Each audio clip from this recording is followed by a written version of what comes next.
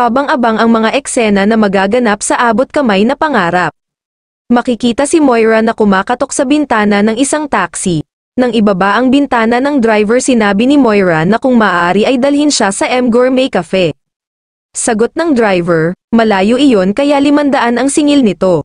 Gulat na gulat si Moira sa sinabi ng driver, katwiran ng driver na ang dumi-dumi ni Moira at amoy suka ito. Magkausap sa telepono sina Annalyn at Robert, tanong ni Annalyn kung magpa-file na ba ng kaso ang tatay niya laban kay Moira. Ito ang tamang gawin, sagot ni Robert, kailangan ni Moira pagbayaran at pagdusahan ang lahat ng kasalanan na kanyang ginawa. Sa sala magkausap sila Zoe at Robert, nakikiusap si Zoe na patawarin na ang kanyang mommy Moira. Nang biglang may tumatawag kay Robert nang gagaling sa gate ng kanilang mansyon, at boses ito ng mommy ni Zoe na si Moira. Sabi ni Don Joselito kay Giselle na si Moira ay maraming kasalanan itong nagawa sa kanya, kaya maniningil din ito, at siya mismo ang magpapalayas kay Moira sa buhay nila ng kanyang pamilya.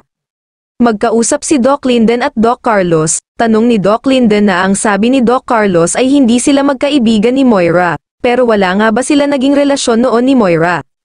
Tsaka naman ang pasok ni Doc RJ at narinig ang sinabi ni Doc Linden, gulat na tanong ni Doc RJ na nagkaroon ng relasyon sila Doc Carlos at Moira noon, sasabihin na ba ni Doc Carlos ang kanyang nalalaman? Ano na ang mangyayari sa relasyon nila Doc Carlos at Lynette kapag umamin ito? Abangan ang mga susunod na kaganapan sa abot kamay na pangarap. Kung nagustuhan niyo po ang aking munting video, please like, comment and subscribe. Thank you for watching Camille VMB Official.